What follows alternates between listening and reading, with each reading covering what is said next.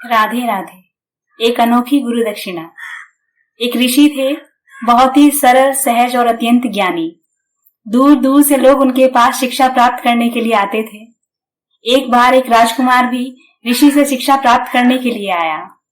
राजकुमार ने बहुत मन लगाकर ज्ञान अर्जन किया। एक दिन ऋषि ने राजकुमार से कहा, जाओ वत्स, अब तुम्हारी शिक्षा पूर्ण हुई। अब इस शिक्षा का उपयोग करके तुम अपना और दूसरों का जीवन बेहतर बनाओ। राजकुमार ने अपने गुरु को गुरु दक्षिणा देनी चाहिए, तो गुरु ने कहा, अगर तुम मुझे दक्षिणा देना ही चाहते हो तो वह चीज ले आओ जो पूर्णतया व्यर्थ हो। अब इस बात पर राजकुमार ने सोचा, गुरु अगर मांगते भी तो मैं बहुत कुछ दे सकता था, पर यह गुरु ने क्या मांग लिया? ये तो बिल्कुल ही आसान चीज है। भेंट में देने के लिए आसपास कितना कुछ व्यर्थ पड़ा हुआ है, बहुत कुछ लाकर दे सकता हूँ। यह सोचकर उसने जैसे ही मिट्टी उठाने के लिए हाथ बढ़ाया, मिट्टी बोल उठी, हे मनुष्य, तू ये क्या कर रहा है? तू मुझे व्यर्थ समझता है? तेरे खाने पीने की चीजों से लेकर बहुमूल्य वस्तुएं, बहुमूल्य धातुएं और ऐसी अनेक प्रकार की वस्तुएं जो मुझसे उत्पन्न होती हैं, ये विविध रंग, रूप, रस, गंध, क्या यह सब मुझसे ही उत्पन्न नहीं होता? मिट्टी की बात सुनकर राजकुमार सोच में पड़ गया। वह फिर आगे बढ़ गया।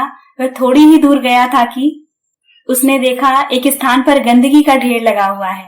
राजकुमार को लगा, इससे व्यर्थ तो कुछ और हो ही नहीं सकता।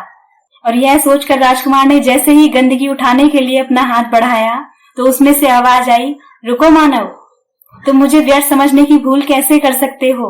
क्या तुम भूल गए कि धरती को पोषित करने वाली खाद मुझी से बनती है? तुम्हारे फसलों को प्राण पोषण मुझी से मिलता है। मैं व्यर्थ कैसे हो सकती? युवक अब सोच में पड़ गया और वह मन ही मन मुस्कुराने लगा। गुरु का दिया हुआ आखिरी ज्ञान और सबक अब उसे समझ आ गया था।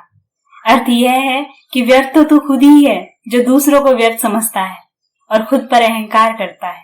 राजकुमार गुरुजी के पास जाकर बोला, मैं अपना अहंकार आपके चरणों में रखता हूँ। अहंकार के सिवा और कुछ भी व्यर्थ नहीं हो सकता। आप मुझे आशीर्वाद दीजिए कि मैं आपके द्वारा प्राप्त ज्ञान को अपनी प्रजा की सेवा में लगा सकूं। गुरु बहुत प्रसन्न हुए क्योंकि उनके शिष्य की शिक्षा अब सही मायनों में संपन्न हो चुकी थी।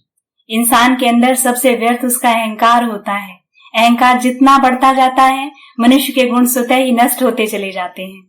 अहंकार के बढ़ने से कुछ नहीं मिलता, सिर्फ खोता है। क्या खूब कहा है किसी ने, अहंकार में 3 गए, धन, वैभव और वंश।